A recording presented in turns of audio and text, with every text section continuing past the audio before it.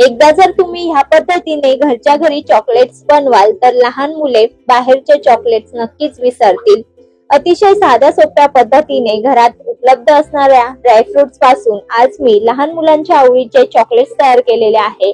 वरतून याला dark चॉकलेटची coating दिल्यामुळे अगदी मार्केटमध्ये जसे विकत मिळतात ना सेम त्याच चवीचे आणि त्याच पद्धतीचे हे चॉकलेट्स तयार होतात। शेवटी हेल्दी आहे, एअरटाइट कंटेनर मध्ये जर ठेवा हे चॉकलेट 2 ते 3 आठवडे छान टिकतात, तर करून बघा। यामध्ये आपण गोडपणा येण्यासाठी गूळ, साखर असलं काहीही वापरलेलं नाही आणि ड्रायफ्रुट्स वापरलेले आहे, तर भरपूर असे हे पौष्टिक आहे। तर चला हे चॉकलेट्स कसे बनवायचे ते बघूया। त्यासाठी सुरुवातीला ड्रायफ्रूट जे आहे ते आपल्याला भाजून घ्यायचे आहे, थोडेसे परतून घ्यायचे आहे। त्यासाठी सर्वात अगोदर गॅसवर मध्यम आचेवर पॅन गरम करून घेतला। त्यामध्ये पाव वाटी बदाम म्हणजे साधारणपणे मोजून घ्याल तर 20 ते 25 बदाम घेतले। तेवढ्याच प्रमाणामध्ये 20 ते 25 काजू आणि सारख्याच वाटीने मोजून इथे 2 वाटी मखाने घेतलेले आहे। तर काजू, बदाम आणि मखाने हलकेसे रोस्ट करून घ्यायचे।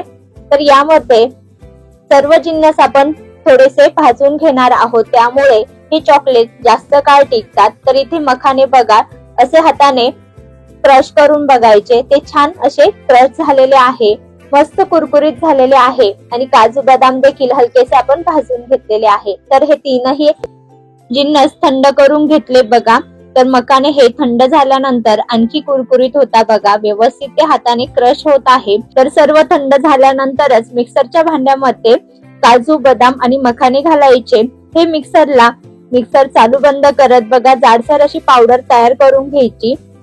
तर बघा दाखविल्याप्रमाणे अशी जाडसर भरडच करून घेतलेली आहे, जास्त फाईनही पावडर तयार केलेला नाही। आणि सुरुवातीला सांगितल्याप्रमाणे या ठिकाणी आपण साखर किंवा गुळाचा वापर न करता इथे गोडपणासाठी खजूर वापरलेली आहे। जी ओलसर खजूर असते बघा ती घ्यायची। ती साधारणपणे 1 वाटी म्हणजेच 10 ते 12 खजूर घेतली, त्यातील बिया काढून घ्यायच्या आणि तेवढ्याच प्रमाणामध्ये 1 वाटी बेदाणे म्हणजेच मनुके घेतले। तर दोन्ही देखील जी भरड आपण करून घेतली होती बघा ड्रायफ्रूटची त्यातच घालायचे आणि मिक्सरला दाखविल्याप्रमाणे पुन्हा असा गोळा होईपर्यंत हे फिरवून घ्यायचे।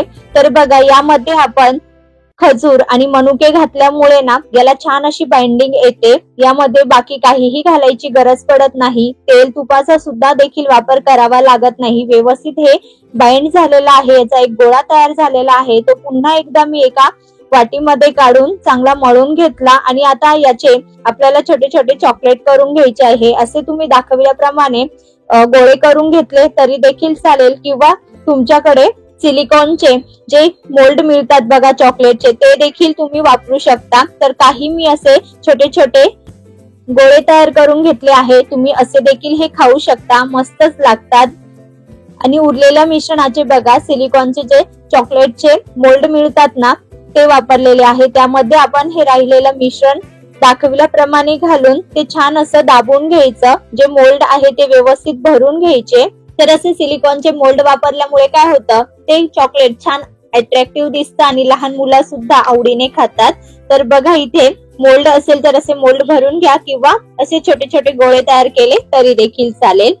तर हे चॉकलेटचे मोल्ड आपण फ्रीजर मध्ये फक्त 10 मिनिटांसाठी सेट होण्यासाठी ठेवणार आहोत। तोपर्यंत आपण इकडे डार्क चॉकलेट घेतलेला आहे आणि ते बघा डबल बॉयलरच्या पद्धतीने आपल्याला मेल्ट करून घ्यायचं आहे। तर इथे मी थोडंसं चॉकलेट घेतलेलं आहे, ते छान चाकूने असं बारीक करून घेतलं आणि आता बघा या ठिकाणी गॅसवर छोटंसं पातेलं ठेवून त्यावर काचेचा बाउल ठेवला। पातेल्यामध्ये मी थोडंसं पाणी घातलं आणि पाणी गरम झाल्यानंतर त्याच्या उष्णतेने बघा चॉकलेट सुद्धा व्यवस्थित असं मेल्ट होतं। तर या पद्धतीने चॉकलेट मेल्ट करून घेतलं। आता गॅस बंद करायचं, हे बाउल खाली उतरून घ्यायचं आणि चॉकलेट व्यवस्थित असं एकसारखं मिक्स करून घ्यायचं। तर इथे आपलं चॉकलेट सुद्धा छान असं मेल्ट झालेलं आहे।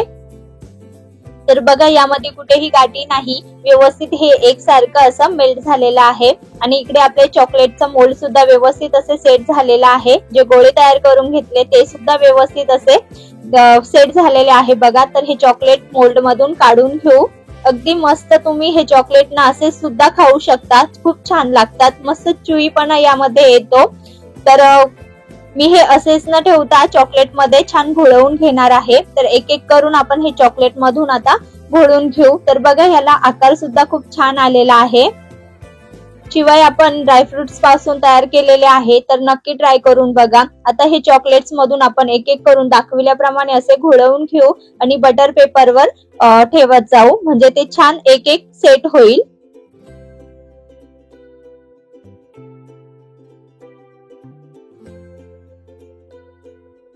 बघा तर सर्व चॉकलेट्स आपण चॉकलेट मध्ये छान घोळवून इथे बटर पेपर वर ठेवलेले आहे आणि हे चॉकलेट्स आणखी अट्रॅक्टिव्ह दिसावं याकरिता माझ्याकडे इथे कलरफुल स्प्रिंकल्स होते, ते देखील मी यावर घातले.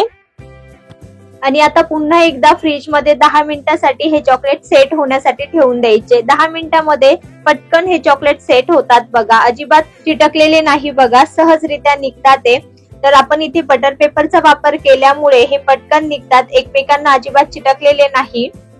बघा तर सहजरित्या घरात उपलब्ध असणाऱ्या ड्रायफ्रूटचा वापर करून या ठिकाणी आपण गूळ साखर न वापरता ड्रायफ्रूट चॉकलेट्स तयार केलेले आहे, जे की लहान मुलांना खूपच आवडतात. एकदा जर तुम्ही या पद्धतीने घरी चॉकलेट्स तयार केले तर लहान मुले बाहेरचे चॉकलेट नक्कीच विसरतील. यावर तुम्हाला चॉकलेटची कोटिंग द्यायची नसेल तर नुसते तुम्ही ड्रायफ्रूटचे हे चॉकलेट तयार करून बघू शकता, ते देखील खायला छान लागतात. परंतु अशी चॉकलेटची कोटिंग दिल्यामुळे लहान मुलांना देखील ते आवडतात. तर करून बघा. तयार होणारे हे चॉकलेट हवाबंद डब्यामध्ये तुम्ही 2 ते 3 आठवडे ठेवू शकता. फक्त ते फ्रीज मध्ये ठेवायचे, बाहेर ठेवायचे नाही, कारण यावर आपण चॉकलेटची कोटिंग दिलेली आहे. बाहेर ठेवणार असाल तर तुम्ही एक एक चॉकलेट हे चॉकलेट रॅपर मिळतं त्यामध्ये पॅक करून ठेवू शकता, म्हणजे चॉकलेट बाहेर सुद्धा व्यवस्थित राहतं, अजिबात मेल्ट होत नाही. तर करून बघा. आजची रेसिपी कशी वाटली हे कमेंट करून सांगा. चॉकलेटची रेसिपी जरा सुद्धा आवडली असेल तर चॅनलला नक्की सबस्क्राईब करा आणि रेसिपीला लाईक करा.